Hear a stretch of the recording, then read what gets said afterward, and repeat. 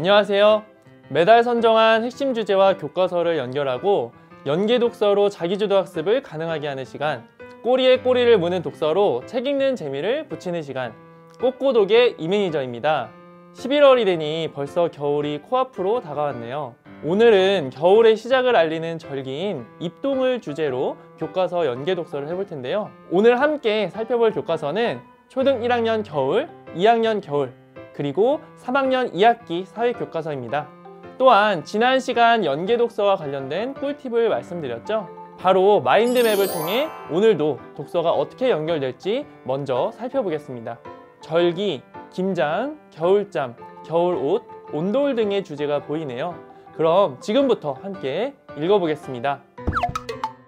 입동을 이해하기 위해 먼저 24절기에 대해서 간단히 알아볼까요? 우리 조상들은 날씨의 변화를 기준으로 24절기를 만들었습니다. 과거엔 농사가 모든 생활의 중심이었기 때문에 날씨의 변화를 자세하게 알아야만 성공적인 농사가 가능했던 것이죠.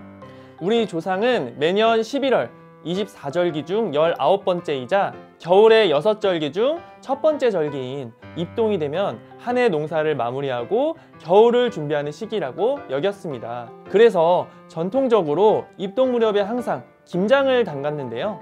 입동이 지나면 김장도 해야 한다라는 속담이 있을 정도로 실제로 입동 전후에 담근 김치 맛이 제일 좋다고 합니다. 초등 1학년 겨울 교과서에서도 김치에 대해 소개하고 있네요. 하지만 요즘엔 아이가 김치를 잘 먹지 않고 또 편식하는 경우가 많죠. 입동인 지금 시기가 김치에 대한 교과 연계 독서로 배경 지식도 쌓고 자연스럽게 김치에 대한 거부감도 없앨 수 있는 시기라고 할 수 있습니다. 우두둑 괴물과 김치 동자를 읽으며 김치에 대해 재미있게 알아갈 수 있는데요. 옛날에 채소를 괴롭히는 우두둑 괴물이 있었다고 해요. 귀신은 소금을 무서워한다는 말에 소금도 놓았지만 소용이 없습니다. 결국 이에 맞서기 위해 사람들은 소금, 고추, 마늘 등 김치에 들어가는 10가지 재료를 넣어서 김치 동자를 만드는데요. 김치 동자가 우두둑 괴물에 맞서 매운맛을 보여주며 사람들을 지키게 됩니다.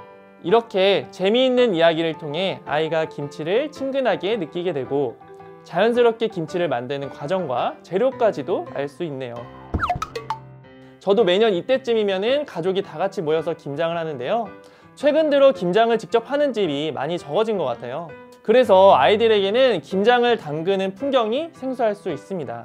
부뚜막신이 들려주는 전통 이야기 책에서는 김장하는 모습을 아주 자세하게 보여주고 있네요.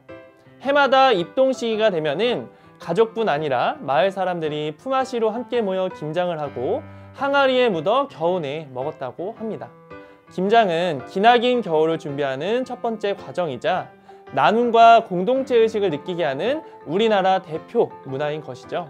또 김치는요, 비타민C를 공급하고 발효되는 과정에서 유산균이 생겨서 암 예방과 면역력 강화 등 우리 몸에 정말 좋은 음식이라고 소개하고 있습니다. 그리고 동치미, 백김치, 갓김치 등 지역별로 다른 김치를 소개하면서 김치와 관련된 배경 지식도 쌓게 하고 있습니다. 우리는 김장을 하면서 겨울철을 준비하는데 자연 속 생물들은 어떨까요? 초등 2학년 겨울 교과서에서 겨울을 준비하는 동식물의 모습을 확인할 수 있습니다. 곰과 뱀처럼 겨울잠을 자며 겨울을 지내는 동물도 있고요. 호랑이나 여우처럼 겨울잠을 아예 자지 않는 동물들도 있네요. 겨울 동안 모습을 바꾸는 곤충이나 움직이지 않고 지내는 물고기도 있습니다.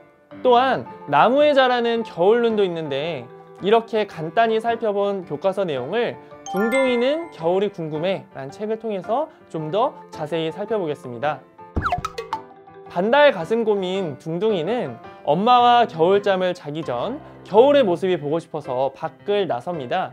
버들치는 겨울잠을 자지 않고 움직이지 않으며 겨울을 보낸다고 하고요. 땅속에서 겨울잠을 자는 다람쥐나 동굴 천장에 거꾸로 매달려 겨울잠을 자는 박쥐의 모습도 볼 수 있습니다. 잎을 다 떨어뜨리고 겨울눈을 만든 참나무도 만나는데요. 날씨가 따뜻해지면 겨울눈에서 새잎이 돋아난다고 하네요. 겨울의 모습을 살핀 둥둥이는 이제 겨울잠을 자려고 하는데 토끼, 호랑이, 여우는 잠을 자지 않는다고 합니다. 털갈이를 하면서 털이 많아지기 때문에 겨울잠이 필요하지 않은데, 특히 토끼는 흰눈 속에 몸을 숨길 수 있도록 털도 흰색으로 바뀐다고 하니 정말 신기하네요. 사실 이 자연 속 동물의 모습을 실제로 보기는 쉽지가 않죠. 자연이 소곤소곤 시리즈는 실제 동물을 관찰하듯 생생한 모습을 보여줘서 아이들에게도 정말 인기가 많은데요. 가을을 기다리는 다람쥐 책을 보면 먹이를 모으고 잠자리를 만들며 겨울을 대비하는 다람쥐의 모습이 자세히 나옵니다. 이렇게 먹이를 저장하거나 잠자는 곳이 나눠져 있다는 것이 마치 사람 같아서 저도 참 신기했네요. 또한 이 겨울잠을 자는 다람쥐의 모습이 마치 눈앞에서 보듯 생생한 느낌을 주고 있습니다. 하얀 겨울의 산과 들 책에서는요, 곤충들이 어떻게 겨울을 준비하는지도 알려주고 있는데요. 무당벌레는 낙엽 아래 무리를 지어서 동물처럼 겨울잠을 자고, 사마귀와 거미는 알집을 만들어서 자신만의 공간에서 겨울을 난다고 합니다. 정말 특이하죠? 다양한 방법으로 겨울을 나는 동식물을 살펴봤는데, 우리는 어떻게 겨울을 보낼까요? 초등 1학년 겨울 교과서에서 겨울이 오면 입는 옷을 설명하고 있어요. 추운 겨울엔 털모자, 손장갑, 털신 등을 신고 밖에 나가게 되죠. 초등 사회 3학년 교과서에서는 우리나라보다 더 추운 겨울의 나라를 보여주는데요. 동물 털과 가죽으로 만들어 더 두꺼운 옷을 입고 지낸다고 합니다. 그렇다면 옛날에는 어떤 옷을 입으며 겨울을 지냈을까요? 호시탐탐 한국인물 문익점 편에서 자세히 알 수 있습니다. 문익점이 살던 고려시대에는요, 당시 중국이었던 원나라와 다르게 솜이 나오는 목화가 자라지 않았다고 해요.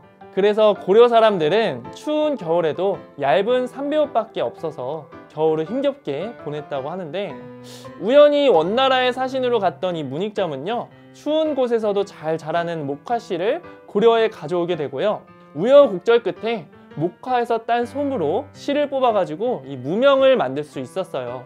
덕분에 고려 사람들도 무명옷과 솜이불 덕분에 추위를 잘 이겨낼 수 있게 됩니다. 겨울엔 따뜻한 옷과 더불어서 추위를 막아주는 집이 무엇보다 중요하죠. 초등사회 3학년 교과서에서 우리 조상들이 따뜻하게 겨울을 보낼 수 있었던 온돌을 소개하고 있어요. 온돌은 방바닥 아래 이 구들장, 즉 넓은 돌을 여러 개 놓고 돌 자체를 따뜻하게 데우는 우리나라만의 전통 난방 방법입니다. 우리나라 집은 과학이라고 책에서 온돌에 대해서 좀 더 자세히 설명하고 있는데요. 아궁이에 불을 떼서 뜨거운 불길과 연기가 굴뚝으로 나가는 구조인 걸 알 수 있어요. 아궁이에서 먼 윗목은 두께를 얇게 해가지고 빨리 데워지게 하고, 아궁이와 가까운 아랫목은 윗목보다 두껍게 해서 천천히 데워지게 했는데, 방이 골고루 따뜻해지도록 한 조상들의 지혜가 참 대단한 것 같습니다. 이렇게 입동을 주제로 겨울을 준비하는 동식물의 모습과 우리 조상들의 의식주의 모습까지 연결하는 교과 연계 독서를 해보았습니다. 여러분들도 겨울이 시작되는 지금 교과서와 다양한 독서를 연결해서 우리 아이와 함께 겨울을 알차게 준비하는 시간을 만들어 가셨으면 좋겠습니다. 지금까지 꼬리에 꼬리를 무는 독서 이메이저였습니다.